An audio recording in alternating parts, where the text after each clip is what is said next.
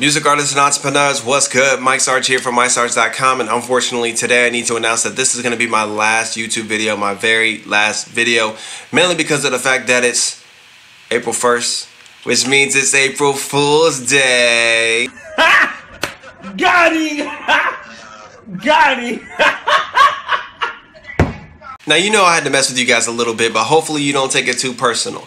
Speaking of April Fool's Day, though, some of you guys are doing a couple things that is making y'all look foolish, and we need to talk about it. So as always, go ahead and hit that subscribe button, and let's work. Salutes to that.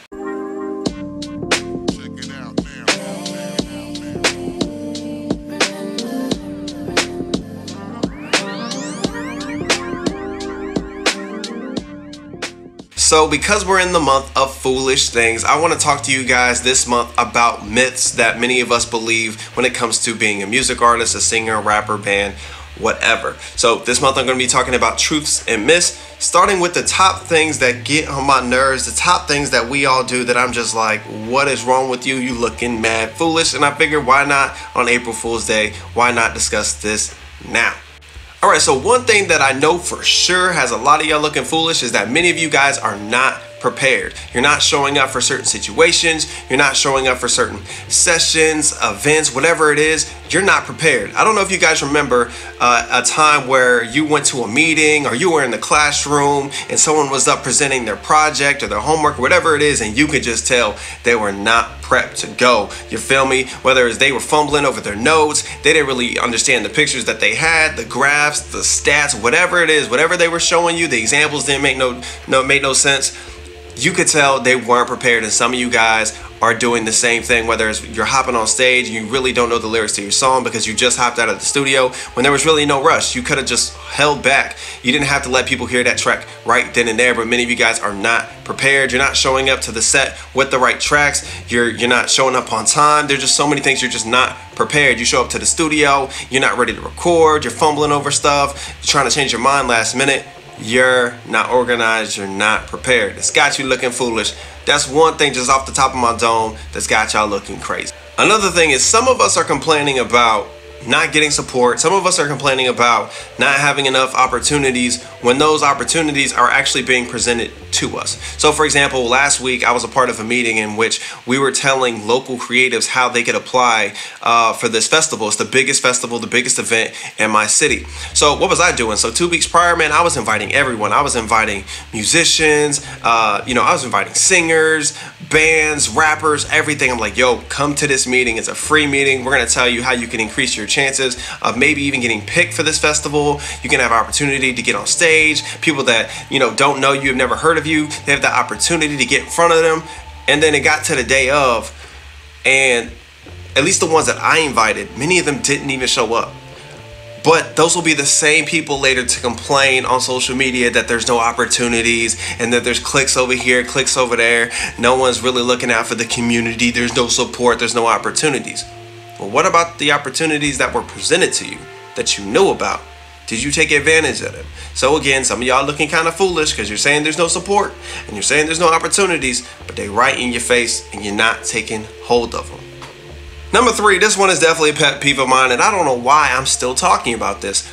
Please stop tagging people. Stop tagging people in every single post that you do. That's not going to make people any more interested in your music. It's not going to make them any more interested in your videos, your product, your event, your whatever. Stop. I'm not even going into deep detail about this. It feels like I have to talk about this at least once a month on social media. Stop tagging people in every single thing. It makes you look desperate. It makes it seem like you don't have enough confidence in your product and your video and your song and your event. Stop tagging us, please. You're looking foolish. All right, the next one, number 4, need I say more? Listen, this one has to do with performances. If you're gonna hop on the stage, and this is even if you're a comedian or spoken word artist, whatever you do, if you hop on stage and let's say music artist, and say like your song is playing, right, and you get on stage, you do understand that as the audience, the crowd, we do notice when you're actually singing and rapping and when you're just mouthing the words. You look crazy foolish when your track is playing and you're just mouthing the words We know the difference between a track audio, and your actual voice from the microphone. We can tell. So please stop doing that. If you're on stage, rap. If you're gonna be on stage, sing. If you're a musician, play your instrument. You're looking foolish. And actually, while it's on my mind, if you believe that, you know, your friends, your family members, your co-workers, everyone just gonna show up to your event just because you made a little Facebook page, a little event page, and you invited everybody, yeah, you're gonna be mad disappointed. I'm just letting you know now, there's so much more work that has to do.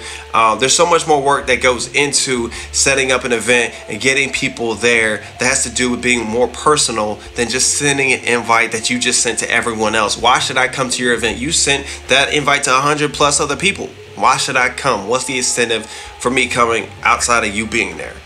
Think about that. Another thing, if you are going to announce a drop for something, like if you have a new product coming out, an album coming out, song, video, whatever it is, there is nothing worse than you announcing it, and then on the day of, when we're all hyped up, we're all ready to go and support you, you make a post saying, sorry guys, due to technical difficulties, it's not going to come out today, yada, yada, yada, yada.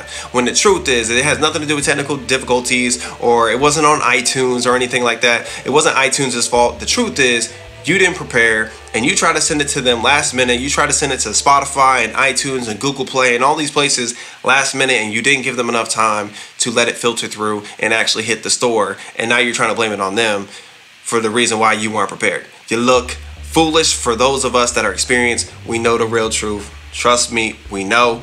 Be organized. To my previous one, be organized, be prepared. There's nothing worse than that. Imagine your favorite movie, you're told that your favorite movie is supposed to come out on a certain day, and then it don't drop. Bruh, you be furious, man. Imagine if they said the Avengers ain't coming out on the day it's supposed to. Boy, your boy would be hot. Your boy would be hot. Let me get off that though. Thanos. And last but not least, I'm gonna get off my soapbox. I promise. Look, if you think that you can do this alone, oh, you are for sure foolish if you think that you can do this alone. At some point, you're gonna need other people. Yes, we're in an age of being independent, but that doesn't mean you need to do everything independently. You feel me? Like at some point, you're gonna need to trust someone with your mix and master. At some point, you're gonna need to trust someone else with recording you, or doing a video for you, or making graphics for you, a flyer, whatever it is. You will not get that far doing it alone. You're gonna need to build relationships, build network, build community, and be a part of a community. Because if not, you're gonna be on your lonesome, to the side, looking, and I'm sure you've guessed it, foolish. So for the rest of this month, I am going to be talking about myths and things that many of us believe, but they may or may not be true. I'm going to be talking about that for the rest of this week. So whether that's, hey, should I leave my city to go to a big city, you know, for the opportunity to be signed or be found? Should I be releasing my music for free, giving it to people for free? And is Pro Tools even the best program? We're going to talk about this this month as well. So you want to stay tuned. If you have not already, let me go ahead and say it. Go ahead and hit that subscribe button.